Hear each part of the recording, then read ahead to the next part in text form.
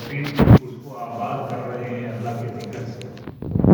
یہی تو میراث ہے سیدنا ابراہیم علیہ السلام کی۔ اصل میں جواب یہ تھا، عیسائی یہ کہہ رہے تھے کہ ابراہیم علیہ السلام ہمارے دین پر ہے، اور یہودی یہ کہہ رہے تھے کہ ابراہیم علیہ السلام ہمارے دین پر ہے۔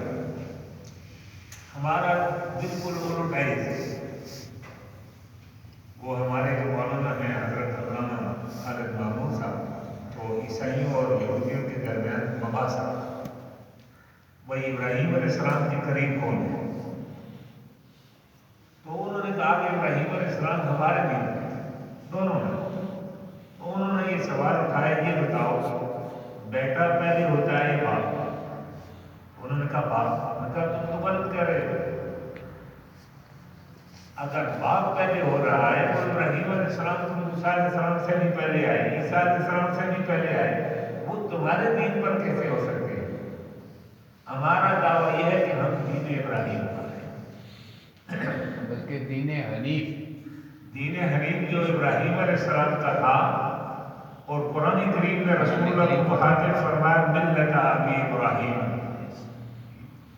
آپ چلیں جو دین ہے ابراہیم علیہ السلام کا حنیف، معنی سیدھا، اس کے اندر کوئی کجروی نہیں ہے۔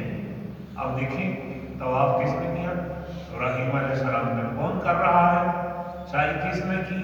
اسماعیل علیہ السلام کی والدہ نے۔ اب کون کر رہا ہے؟ وہاں عرفات میں کون جمع ہو رہا ہے؟ وہاں جمرات میں کون جا کے جمرات کر رہا ہے؟ یہ کس کے پاس ہے؟ یہ وارث ابراہیم علیہ السلام کی یہ امت ہے، محمد علیہ السلام کی۔ تو قرآن کریم نے کہا ان اول الناس بابراہیم، قریب ترین ابراہیم علیہ السلام کے للذین اتبعوہ، یہ وہ لوگ ہیں جو اتباع کرتے ہیں ابراہیم علیہ السلام کا۔ اور اتباع ان چیزوں میں مساجد کے بنانے، اور پھر ایک تخیل تھا ابراہیم علیہ السلام کا، اور تخیل وہ کس صورت میں تھا؟ قرآن کریم نے یہ بیان فرمایا ربنا وابعث فیہم رسولا من انفسہم، مکے والوں میں سے ایک ایسے شخص کو یا اللہ بھیج دے نبی بنا کر، وابعث فیہم رسولا من انفسہم یتلو علیہم آیاتک، اور وہ تیری کتاب کی آیتیں پڑھ کے سنائے، یعنی اس کو ایک کتاب بھی دے۔ یہ جو کتاب ہمارے پاس ہے یہ وہ تخیل ہے ابراہیم علیہ السلام کا، اور ان کی دعا ہے کہ یہ کتاب اللہ کا قرآن جو ہمارے پاس موجود ہے، اور جو پڑھ رہے ہیں یہ مشن بتا رہے ہیں کہ رسول اللہ کو ادھر مبعوث بھی فرما، اور ان کا مشن بھی اس طریقے سے کر کہ پہلی چیز تو یہ ہے کہ کتاب ایسی جو تلاوت کی جاتی ہو۔ تلاوت یہ معنی، اور جتنی کتابیں ہیں اب اس وقت موجود نہیں ہیں ان کے حروف اصلیہ، اگر کوئی آدمی تلاوت کرے تو تلاوت پر ثواب صرف اور صرف یہ کتاب اللہ ہے اس پر ملتی ہے۔ اور پھر فرمایا وَيُعَلِّمُهُمُ الْكِتَابَ وَالْحِكْمَةَ، اور وہ اس کتاب کی تعلیم بھی دے، اور حکمت دانائی کی تعلیم کو علماء نے فرمایا یہ حدیث ہے وَيُزَكِّيهِمْ، اور تزکیہ بھی کرے۔ تو رسول صلی اللہ علیہ وسلم کے مدرسے کا گویا کہ ایک نقشہ کھینچ دیا قرآن کریم نے، اور ابراہیم علیہ السلام نے بھی رسول اللہ صلی اللہ علیہ وسلم کے مدرسے کا ایک نقشہ کھینچا کہ اس کے اندر مشن کیا ہوگا، وہ کہ تلاوت کتاب اللہ اور علم کتاب اللہ اور دانائی کی باتیں اور تزکیہ ہوگا۔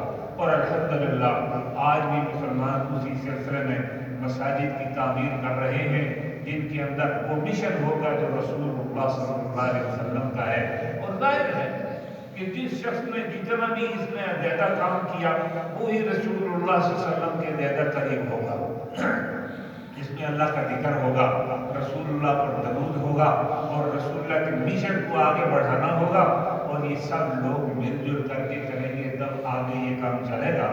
تو اللہ تعالیٰ جس آدمی نے اس مسجد کو بنایا اور جن نے اس مسجد کے اندر اپنا حصہ ڈالا، اور جن لوگوں نے اس مسجد کو آباد کیا اور آباد کر رہے ہیں، اللہ تعالیٰ ان کی دنیا آخرت بہتر بنائے اور مزید توفیق عطا فرمائے ہمارے بچوں کو مسجد آباد کرنے کی اور اسلام کی تعلیم اور اسلام پر عمل کرنے کی، تو ہم سب اس دنیا سے غیر پر ایمان پر خاتمہ فرمائے۔ اللہ